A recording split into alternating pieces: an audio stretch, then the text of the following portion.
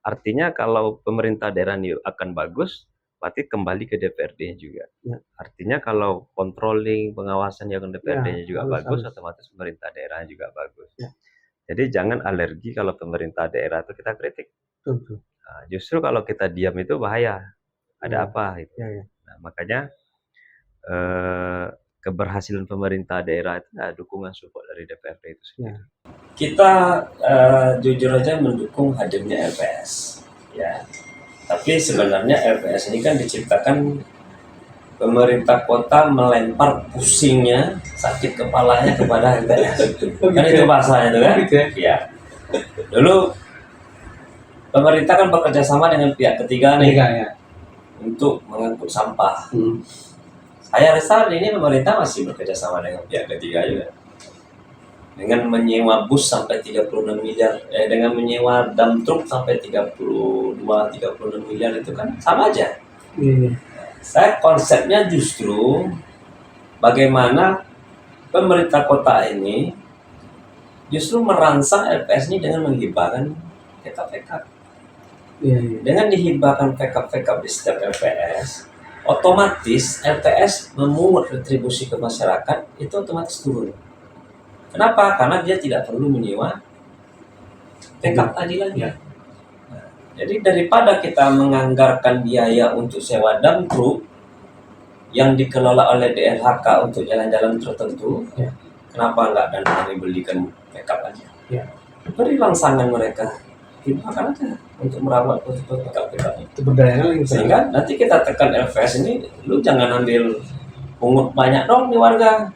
Yang dulunya 20.000 turun jadi 15.000 atau 10.000 lagi. Kenapa dia tidak perlu nyewa lagi? Nah, ini cara yang berpikir yang benar kalau menurut saya. Kalau kita sewa, terus lagi apa hubungan bedanya dengan kerjasama dengan pihak ketiga? Nggak ada beda, satu sewa dump truck 24 juta. Belum ada permainan lagi dalam itu kan? Ini kebablasan menurut saya. Jadi kalau hari ini pemerintah bilang nggak kerjasama dengan pihak ketiga, itu dipertanyakan. Kalian sewa ini mobil siapa? Bukannya pihak ketiga.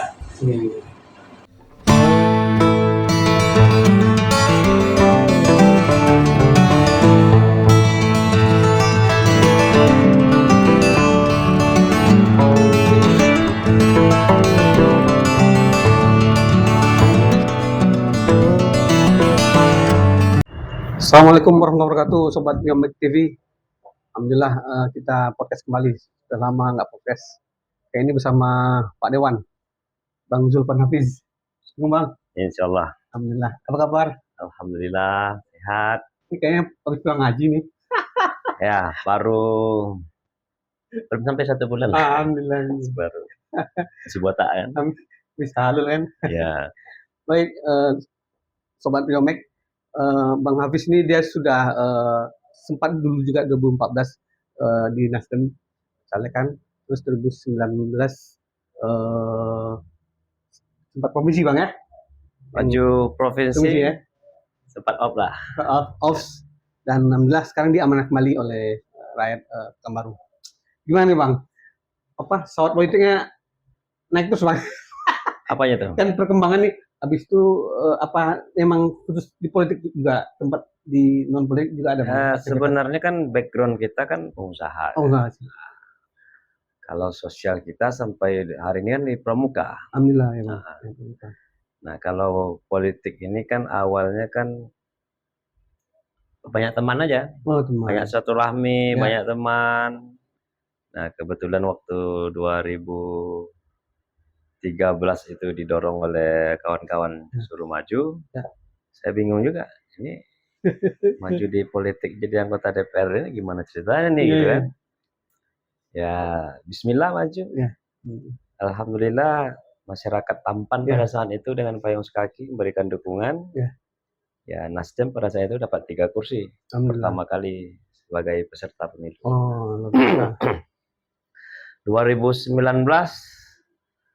maju provinsi. Nah ini 2019 ini khususnya daerah Sumatera Barat, Riau, ini kan tensi politiknya kan tinggi kali antara Joko Widodo dengan Prabowo Subianto pada saat itu. Ditambah lagi isu yang dibangunkan oleh lawan politik kita, Nasdem ini adalah partai penista Iya, agama. Ini memang harus naik kelas, Bang, ya? Di Enggak Nasdem juga, gitu ya? enggak juga, Oh, enggak enggak? juga. Saya kemarin justru ingin maju wali kota saya kan. Oh, Bisa langsung eksekusi kita untuk Iya. mengambil Iya, kebijakan di betul. masyarakat itu. Insyaallah, periode berikutnya, Nah, insyaallah. karena saya ingin maju provinsi waktu itu biar lebih bisa berbuat banyak untuk masyarakat Pekanbaru, Insyaallah, insyaallah. ya Allah lebih mengizinkan. Ya, Nah, itu kondisinya. Ya. Dengan isu-isu mungkin partai penista agama nih ya pengaruh juga ternyata. iyalah. Isu-isu. Iya. Nah, 2024 dari 2024 ini sebelumnya tentu saya kembali ke background lagi. Ya, dengan Kembali usaha. background. 2024 saya diajak maju lagi lah Ya, oleh Partai Nasdem. Ya. Di dapil saya, tempat tinggal saya juga. Ya alhamdulillah lah Nasdem dapat kursi ketiga Ya, di dapil sana, dan untuk tahun periode ini dapat 5 kursi lagi. kursi, alhamdulillah. Oh, satu fraksi, Bang, ya? Satu fraksi penuh. Selama ini kan gabungan ya. Ya, gabungan. Nah, alhamdulillah lah. Dan dukungan masyarakat Pekanbaru, Nasdem ini ranking 3 lah di Pekanbaru. Alhamdulillah. Untuk jumlah suara ya. Ya. Nah, cuman di kursi kita ada 2 dapil kita kosong. Oh. Itulah perjalanan politik. Itu waktu pas kosong tuh jeda apa tetap sama konstituen masih dekat atau gimana, Bang? Atau memang off aja? Enggak, masih komunikasi ya? tetap, komunikasi silaturahmi, walaupun enggak selalu intens sekali ya. Paling ada kegiatan kita hadir, paling seperti itu aja. Saya lebih banyak ya kembali ke dunia profesional aja. Terus ini, Bang, kan khususnya di Pekanbaru nih, Bang. Ya. Gimana nih, Bang? Waktu Abang lihat pertama di Dewan, terus ini kan di Dewan lagi, ada nggak perbedaannya? Gimana? Atau ada yang masih perlu memang di Undang-Undang 23 2014 itu kan yang dikatakan pemerintah daerah itu kan adalah kepala daerah dan DPRD sebetulnya. Oh ya. Artinya bagusnya pemerintah daerah itu tergantung DPRD juga. Saling menunjang gitu ya. Oh iya, karena dia bagian satu rangkaian dia. Nah, artinya kalau pemerintah daerah ini akan bagus, berarti kembali ke DPRD juga. Artinya kalau controlling, pengawasan yang DPRD-nya juga bagus, otomatis pemerintah daerah juga bagus. Jadi jangan alergi kalau pemerintah daerah itu kita kritik. Nah, justru kalau kita diam itu bahaya. Ada apa? Gitu. Nah, makanya keberhasilan pemerintah daerah itu dukungan support dari DPRD itu sendiri. Nah, kondisi ke depan kalau saya perhatikan, DPRD ini murninya ke depan memang pengabdian. Nah, pengabdian. Artinya apa? Kalau konteksnya ada cara berpikirnya DPRD ini banyak uangnya, itu salah. Salah. Ke depan itu nggak ada lagi namanya uang segala macam itu enggak. Memang murni pengabdian. Kalau rasanya nggak kuat untuk di pengabdian, nggak usah masuk politik. Karena politik ini ke depan memang seperti itu dituntut. Saya periode 2014 yang lalu sudah pernah dikatakan oleh Kementerian Dalam Negeri juga. Ke depan DPRD itu murni ke pengabdian lagi. Jadi nggak ada konteksnya di DPRD banyak uangnya, itu salah. Itu pemikiran yang keliru itu. Kira-kira seperti itu. Terus Abang lihat kan Abang pengawasan gitu kan? Yang waktu periode sebelumnya, wali kota yang sebelumnya atau wali kota sekarang gimana tuh, Bang?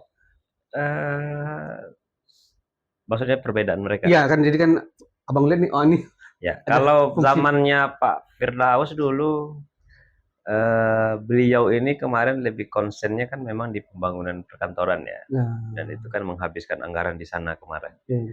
Jadi wajar sampai infrastruktur yang lain sempat terabaikan lah. Nah, kalau pemerintah hari ini kan belum punya ini skala prioritasnya untuk di internalnya. Nah, makanya kita mendukung hari ini yang dilakukan pemerintah melakukan perbaikan jalan, kita dukung. Sepanjang itu untuk kepentingan masyarakat, selalu kita support itu. Artinya apa? Dengan menggunakan uang masyarakat Pekanbaru ini yang kami wakili, tentu kami akan mengawasi itu juga. Harus ya. Nah, silakan jalannya diperbagus, kami juga akan awasi. Jangan nanti ketebalannya tak sesuai. Jangan jalannya capuk-capuk, kerikil-kerikil udah keluar. Nah, itu nggak benar. Nah, artinya fungsi kami seperti itu. Yang penting ini kita dukung. Tapi kalau itu ada penyalahgunaan, kita akan menggunakan fungsi pengawasan kita. Jadi pemerintah jangan merasa kita mengkritisi itu ancaman, tidak. Justru kita mengingatkan mereka. Jangan sampai menggunakan APBD ini nanti berdampak pada proses hukum. Kira-kira kayak gitu. Terus dia jalan Bang. Terus kan soal pendidikan gimana Bang? Apakah saya melihat konsen pemerintah hari ini ke pendidikan menurut saya masih kurang. Ya. Kurangnya kenapa? Terakhir waktu kita hearing dengan Dinas Pendidikan, anggaran 2025 untuk sarana dan prasarana itu anggarannya lebih kurang 52 miliar ya. Kalau salah. Itu Kadis yang ngomong oleh. Ternyata 2026 ini hanya 25 miliar. 2 kali Bang. Artinya ada pengurangan untuk konsen pemerintah memperbaiki sarana prasarana ini turun menjadi 27 miliar. Nah, ini menurut saya ini harus dijadikan perbaikan ke depan. Jangan asik mencari rekor muri tapi terabaikan nanti yang namanya pendidikan. Nah, itu nggak boleh seperti itu. Ya. Itu pesan kami. Artinya apa? Ke depan ini pemerintah harus memperhatikan pendidikan. Saya melihat dapil saya contohnya. Di Okura bangun sekolah, tapi siswanya bisa dihitung lah. Artinya kuotanya banyak kosong. Tapi di Tuah Madani Bina Widya, mereka sampai nggak bisa cari sekolah dekat di sana. Kenapa? Karena over. Jumlah penduduk Tuah Madani Bina Widya ini kan, kalau boleh jujur 5 kabupaten kota di Sumbar itu. Artinya udah bisa pula buat kota sendiri di sana. Nah, apa perlu nanti kabupaten kota Tuah Madani Bina Widya ini buat kota sendiri? Nah, ini tolong jadi perhatian oleh pemerintah.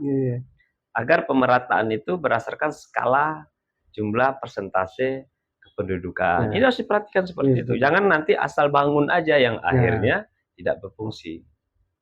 Itu catatan soal pendidikan. Gitu. Pendidikan. Soal kemacetan mungkin Bang? Apa? Soal kemacetan. Masih. Yang namanya kota ini di mana-mana macet pasti. Ya. Yang namanya mobil, sepeda motor, setiap hari ya, bukan setiap bulan, itu bertambah. Sedangkan jalannya kan tidak. Nah, ini saya selalu minta kepada pemerintah kota, perhatikan benar untuk pertama soal jalan yang di Subrantas ini. Ini memang bukan jalan kota itu ya. Tapi bagaimana berupaya melobi pemerintah provinsi, pemerintah pusat, jalan Subrantas sama Soekarno-Hatta ini itu diperlebar lagi. Kita buka aja jalur 4 kiri 4 kanan itu kan DMJ-nya kan lebih kurang 50 meter apa 100 meter itu ya. Artinya kan ini harus dibuka. Jalur lambatnya kan sekarang nggak berfungsi juga itu di Subrantas. Itu buka aja semuanya sehingga dengan nantinya tahun ini konon akan dibangun flyover di Simpang Garuda Sakti dengan Subrantas itu, akses flyovernya lancar, jangan sampai akses jalannya juga macet. Tentu kan harus seiring dia. Flyover lancar, jalan Subrantasnya sudah lebar, Soekarno-Hattanya udah lebar, itu baru paten. Tersolusikan. Iya. Ini kita dorong pemerintah kota bergandeng dengan pemerintah provinsi, lobby pemerintah pusat, karena kalau hanya mengandalkan APBD aja itu nggak ada. Upaya soal transportasi massal ini nggak ada dari pemerintah maksudnya. Ya, kita kan hari ini dapat 2 bus listrik nggak salah ya. Itu uji coba Kementerian Perhubungan itu. Uji coba. Ya, itu belum menggunakan APBD sama sekali kita itu pemerintah pusat memberikan kepada pemerintah kota uji coba. Nah, mudah-mudahan ini bisa kita manfaatkan peluang ini supaya bantuan nanti dari kementerian bisa banyak dapat bus lah. Itu bagus. Artinya ke depan bagaimana membangun mindset yang ada di masyarakat kita ini untuk menggunakan transportasi massal. Pekanbaru ini ke depan bakalan kayak Jakarta. Ya, ya. Hari ini metropolis ya, so mungkin akan menjadi megapolitan misalnya, ini akan luar biasa ke depan. Tapi tentu pola pikirnya kan harus dirubah. Betul. Pemerintah kota itu terus merangsang dengan transportasi massal.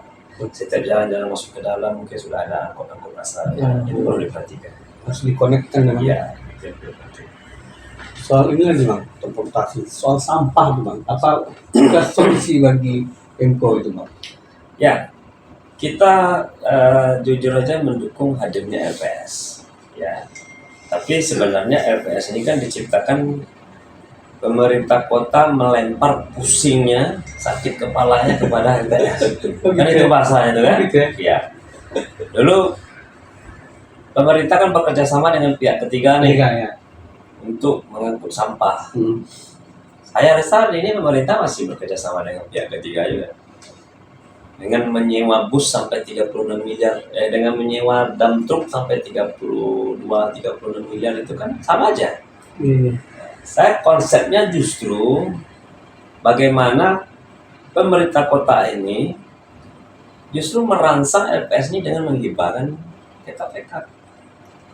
Dengan dihibahkan pickup di setiap LPS, otomatis LPS memungut retribusi ke masyarakat itu otomatis turun. Kenapa? Karena dia tidak perlu menyewa pickup tadi lagi. Nah, jadi daripada kita menganggarkan biaya untuk sewa dump truck yang dikelola oleh DLHK untuk jalan-jalan tertentu, kenapa nggak dan belikan pickup aja?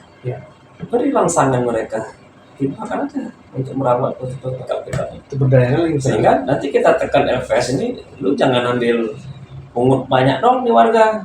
Yang dulunya 20.000 turun jadi 15.000 atau 10.000 lagi. Kenapa dia nggak perlu nyewa lagi? Nah, ini cara yang berpikir yang benar kalau menurut saya. Kalau kita sewa, terus lagi apa hubungan bedanya dengan kerjasama dengan pihak ketiga? Nggak ada beda, satu sewa dump truck 24 juta. Belum ada permainan lagi dalam itu kan? Iya, ini kebablasan menurut saya. Jadi kalau hari ini pemerintah bilang nggak kerjasama dengan pihak ketiga, itu patut dipertanyakan. Kalian sewa ini mobil siapa? Bukannya pihak ketiga. Itu. Banyak daerah banget. Iya. Ini bang kan masyarakat bilang kan, ini jalan dibangun terus banjir tetap aja. Gimana solusi banjir nih bang? Dari awal saya bilang, perbaiki jalan ini bagus, kita dukung. Sepanjang sesuai dengan standarisasi. Ya. Kemarin jalan rambutan kita ancam kan? Ya. Karena setipis tisu kabarnya ya. Kita ancam, kita kantor ke lapangan. Akhirnya ditutup lagi, diperbaiki lagi. Jalan Bangau Sakti kemarin setiap hujan tergenang air. Karena drainasenya lebih tinggi daripada jalan. Kita akan ancam panggil itu kontraktor sama pihak dinas terkait juga. Kalau ada unsur-unsur di sana merugikan APBD kita akan laporkan ke pihak. Akhirnya udah perbaiki. Ini jangan semuanya harus diingatkan, diancam-ancam terus. Kerjalah sesuai dengan aturannya, sesuailah dengan standarnya. Kan nggak mungkin drainase lebih tinggi pada jalan. Atau kita menghotmake jalan hanya sekedar hitam aja, tapi ketebalannya kita mainkan. Itu nggak boleh. Nanti tahun depan rusak lagi. Kan nggak mungkin itu kerja terus kan. Ke banjir nih bang? Nah soal banjir, kita ingatkan Pemko ini yang dilakukan hari ini kan masih sifatnya sementara ya. Membuang sedimen-sedimen yang ada dalam parit, melakukan normalisasi dengan alat-alat berat, itu sifatnya sementara. Kita ingin pemerintah kota ini sesuai dengan janji kampanyenya. Janji kampanyenya apa kemarin? Selama 1 tahun pemerintahan Agung Nugroho Markarios terpilih jadi wali kota, banjir Pekanbaru selesai. Saya rasa itu masih punya bukti lah kita itu kan. Ayo wujudkan dong janji-janji ini. Yang katanya menterinya, ketua umumnya, ayo lobby pemerintah pusat itu jemput APBD itu, APBN-nya, jemput APBD provinsi juga, selesaikan. Pekanbaru ini sudah punya master plan banjir kok, yang tinggal dilaksanakan saja. Kita maklum tidak dilaksanakan 100% 1 tahun pertama, kayak maklum. Mungkin kekuatan APBD kita, APBN mungkin segala macamnya. Minimal diangsur 30% tahun pertama, tahun kedua 30%. Nah, ini baru jempol untuk pemerintah hari ini kalau itu dilaksanakan. Kalau hari ini masih sifatnya, ya menurut saya masih sementara aja. Nah, ini jadi konsen. Jangan jalan bagus, Ya. banjir, tahun depan jalan rusak lagi. Rusak lagi. Ini namanya sia-sia pekerjaannya. Minimal seiring. Jalan bagus, drainasenya diperbaiki. Mana hulu dan hilirnya. Makanya master plan ini harus dijalankan. Itu yang paling penting. Bang, ini agak mendalam dikit bang. Kan Nasdem ada 5 kursi nih bang. Ya. Kemungkinan bisa juga maju kan bang. Gimana bang? Tahun 2024 semalam ya. 2024. Pilkada kan? Ya. Nasdem kan mengusung sendiri. Setelah putusan MK itu. Kita mengusung pasangan Edi Natar kemarin kan? Dengan Dastani Bebra. Bisa. Nah, kenapa mau maju juga? Gimana bang? Bagi saya gini. Saya nih politik ini kan pengabdian aja. Iya. Nah, kalau memang Allah memang menakdirkan saya di selanjutnya kemana, ya saya akan jalani itu dengan amanah. Bagi saya tidak akan terobsesi saya harus akan jadi ini, jadi itu. Nggak ada. Ini dunia semua nih. Iya, Masya Allah. Dunia semua nih. Tinggal kita bagaimana amanah aja lagi. Nah, saya juga takut juga hari ini. Kita udah diberi amanah, jangan sampai tidak amanah, otomatis kan akan dipertanggungjawabkan nanti kan. Ya. Nah, itu jangan sampai. Baiklah bang, ini closing statement bang buat masyarakat Pekanbaru. Pertama untuk masyarakat Pekanbaru, saya mengimbau pertama, kalaupun ada sampah berserakan, banjir juga disebabkan karena itu. Nah, ini bukan semata-mata kesalahan pemerintah juga. Artinya apa? Perlu kepedulian kita sebagai masyarakat juga untuk menjaga lingkungan. Makanya kami Nasdem hari ini mengusung Ranperda Gotong Royong. Kita mengimbau nanti di setiap RW, RT, ayo dong setiap bulan sekali kita gotong royong di lingkungan masing-masing aja. Nanti sampah mungkin bisa diangkut nanti sama pemerintah. Ya. Minimal dengan adanya gotong royong ada rasa memiliki kita sama daerah kita nih, tempat tinggal kita dulu. Mulai dari hal kecil dulu. Nah, itu yang paling penting. Yang kedua, pemerintah juga jangan alergi dikritik. Ya. Kita bukan malaikat kan? Ya. Nah, jadi jangan alergi dikritik. Seolah-olah yang mengkritik itu adalah musuh. Itu pemikiran yang rasanya nggak akan bisa maju kita kalau begitu. Nah, saya selalu mengkritisi pemerintah ini selalu dengan solusi. Kita nggak pernah mengkritisi pemerintah antara rasa like and dislike, ya no, bukan seperti itu. Saya orangnya simple aja tuh. Kalau memang ada yang keliru cara pikir pemerintah caranya, ya kita akan kasih kritis. Kita akan, dan saya dipilih masyarakat dapil saya untuk ngomong. Betul. Kalau hanya untuk duduk aja di sini, mending nggak usah aja lah. Betul. Nah, gitu. Jadi itu pesan saya. Baik, terima kasih bang ya. Oke. Nanti ulang lagi boleh bang ya? Boleh. Alhamdulillah. Baik, sobat Biomek TV, alhamdulillah kita sudah bincang panjang sama Bang Suan Hafiz, anggota DPRD Kota Pekanbaru, fraksi Nasdem. Biomek TV, hilangkan kebosanan Anda. Wassalamualaikum warahmatullahi wabarakatuh. Waalaikumsalam warahmatullahi wabarakatuh.